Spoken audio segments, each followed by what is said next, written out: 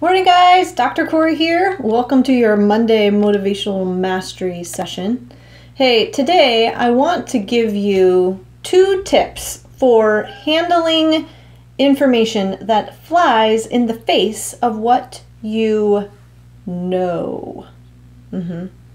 Okay, so this week we had 2 new Diet Doc program owners in town for their 1-day training intensive.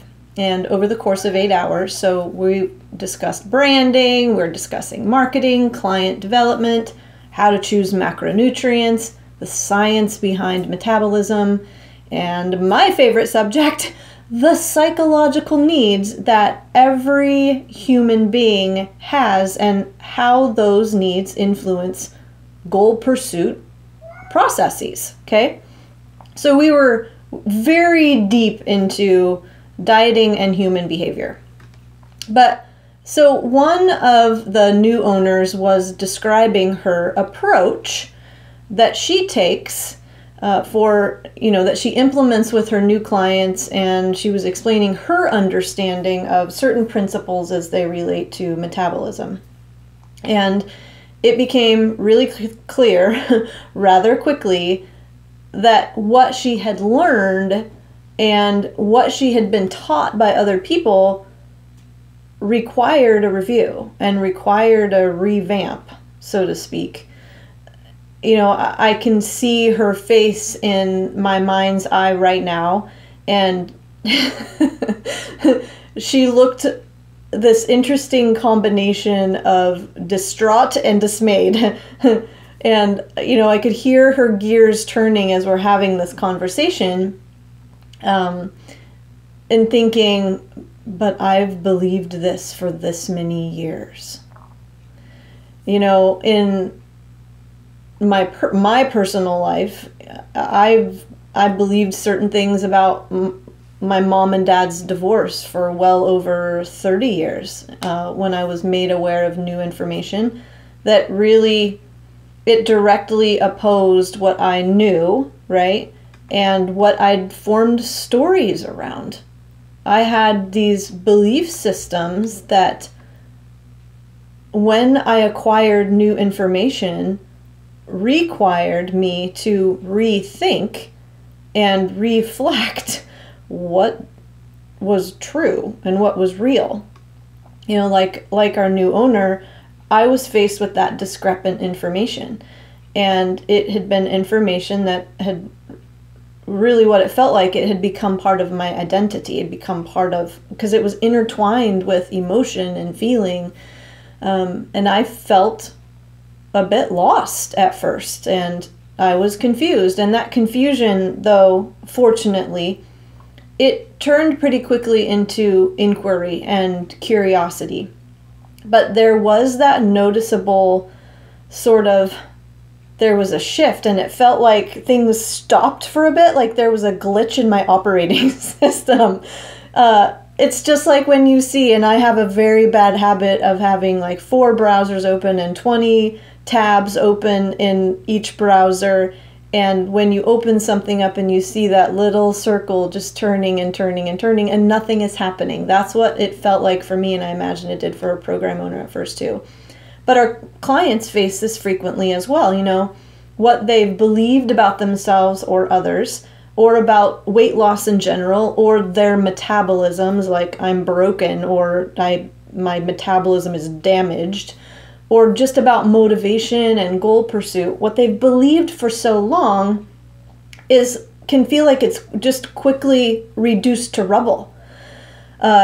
When we get started together, and it can feel weird and it can feel a bit chaotic, but because as humans we have this pretty amazing ability and tendency to want to make sense out of what doesn't appear to make sense, we start asking questions, right? Because we want to try to close this open loop. We want to understand. Now, the unfortunate part of this is that our attempt at understanding often pushes us right back to the connections we've already aligned with or have made. And so we end up thinking in a very kind of biased, rigid, inflexible, unopen, closed-minded way. So what do we do in these situations? Here's where we come down to the 2 tips, okay? These are 2 very important things to consider. We can use these 2 things as what are called mental models. And what those help us do is to ground ourselves in a process for greater clarity and focus. And they move us into a more open and fluid space of understanding. So, number 1 is content versus process. Number 2 is form versus function. Get out your notebooks, guys. Content versus process, form versus function. So let's look at content versus process first. There's a great quote, and this came up in our training this week with our new owners. It's by F. Scott Fitzgerald, and he said, the test of first-rate intelligence is the ability to hold 2 opposing ideas in your mind at the same time and still function. So think about this. There is this way to think about something, but there's also this way to think about something. And honestly, there are typically more than 2 ways to think about something, right?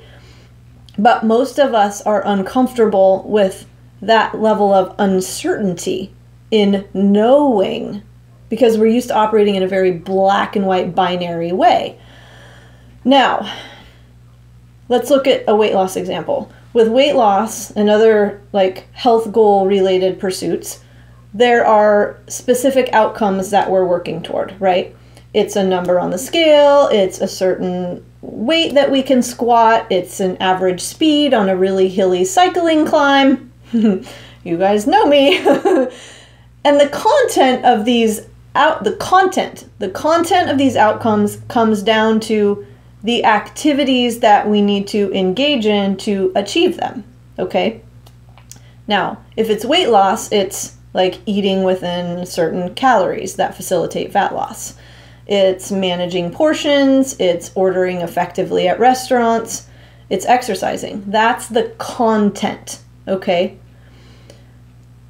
If we're misunderstanding the content and have a process for eating that really isn't accurately putting us within that calorie range that we need to be in. So if we're managing portions, but they're still too large, for example, we have to revamp the process, okay? It's not that the content is wrong, it's that the process whereby we're executing the content is wrong. I hope I'm not confusing you guys. The process is the how, okay? The content is the what. And when we're pursuing a goal, we're going to vacillate between the process and the content to not only stay motivated, but then to create momentum and create opportunities for those small wins. Let's use another example. Let's use a relationship example. So if I only focused on the content of what my partner says when he talks to me, I'm probably going to miss the meaning. Then I'm not going to be listening for tone. I'm not going to be listening for what's underneath the words, which is emotion, okay? And that can tell me a lot. That gives me a ton of information. So in that case, I'm probably going to have a tendency to take things personally and get really defensive because I'm just focusing on the words. The words are the content. So if he says, you just made my mood worse, okay? How do I feel if I'm just looking at the words? I feel blamed. I feel attacked, okay? If I'm just looking at the content. If I focus on the process, okay, the how, I can get underneath those words on a more foundational level and then attune to what his experience is. What is he trying to convey, okay? here's the name of the game with process versus content. If you feel yourself getting frustrated or you feel overwhelmed, come back to the process. Come back to the how. Not the end game, okay? Not that final wait. What and how are you doing everything that needs to lead up to that? Those are the means, okay? For our new owner, that meant coming back to being curious. That always brings me back to where I need to be if I start to feel uncomfortable and rigid and feeling like I'm getting closed down, focusing on the wrong thing. So, see what happens when you start to ask questions to really understand the how, not to prove a point. Okay, number 2, form versus function. This is a concept similar to process versus content. And I'm going to use a cycling example here. So the form is the bike itself, okay? The function is what I can do with that bike. Function answers the question, what's the purpose of this? All right. It also answers the question, how can I best achieve fill in the blank? So function is really analogous to the process. And there's more than one way to achieve most things, right? But if we're just focused on form, we get blocked in. It limits our creativity to see what else might be available to us, right? So let's say that my bike has a flat tire, and the function, as I understand it on my bike, is to get from point A to point B, right? Well, what else can I use for transportation?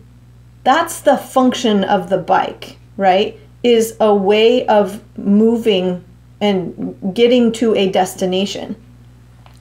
Dieting. If I have only ever dieted using low carb strategies, okay, but I'm not losing weight, I have to come back to function. What is my process? Okay, is low carb dieting the only way to achieve that fat loss? No.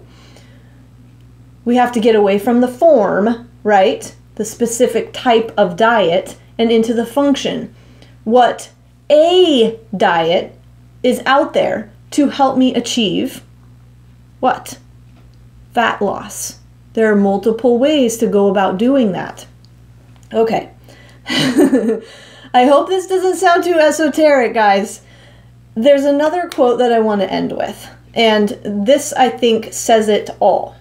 Bryant H. McGill, who is an author, said, "An intelligent person is never afraid or ashamed to find errors in his understanding of things." So, to review, if we want to achieve great things, okay, we must A, adopt an attitude of curiosity.